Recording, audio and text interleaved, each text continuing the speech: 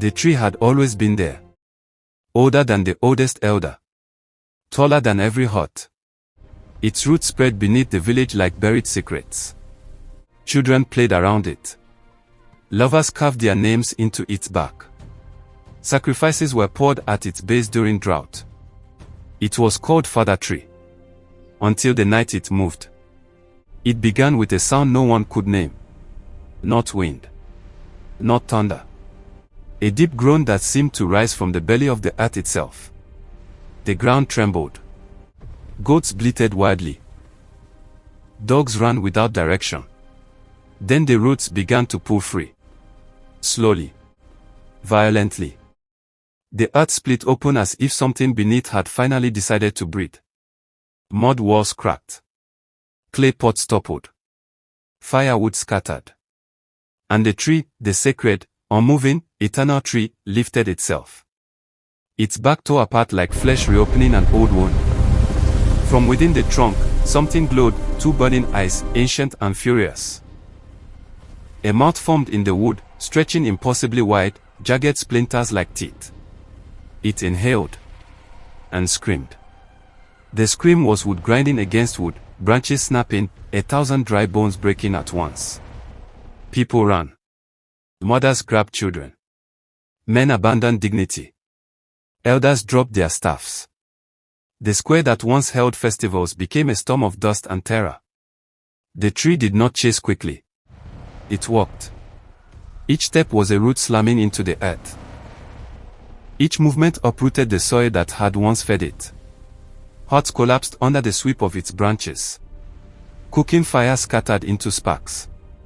The air filled with red dust and ash. It was not random. It moved toward the shrine first. Toward the carved stones where sacrifices had been poured for generations. Where blood had soaked into the ground. Where prayers had been whispered to something no one truly understood. The Father Tree had not protected them. It had been feeding. Every naming ceremony. Every offering.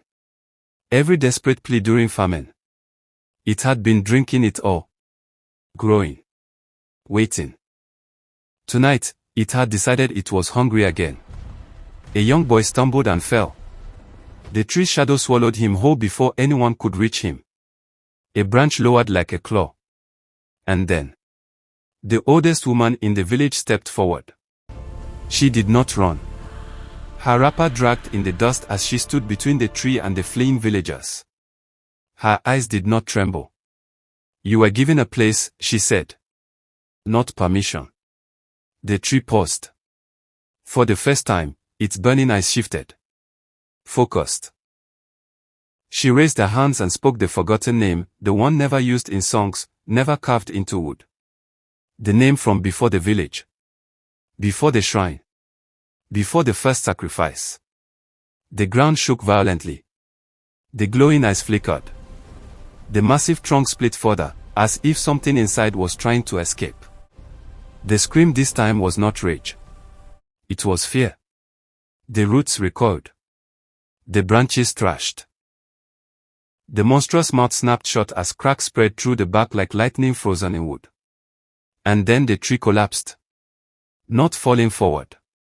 Not backward. It imploded. The massive form shrank inward, wood folding into itself, roots twisting and tightening until nothing remained but a smoldering black stump in the center of the ruined square. Silence. The villagers stood trembling, dust-covered, breath ragged. The old woman looked at the stump for a long time. "It was never a god," she said quietly. "Only something that enjoyed being treated like one." By morning, the Father Tree was ash. The villagers rebuilt their huts farther away. No shrine was raised in its place. No offerings were poured into soil again. And to this day, when the wind passes through empty fields where the village once stood, it does not sound like rustling leaves. It sounds like something remembering. And waiting.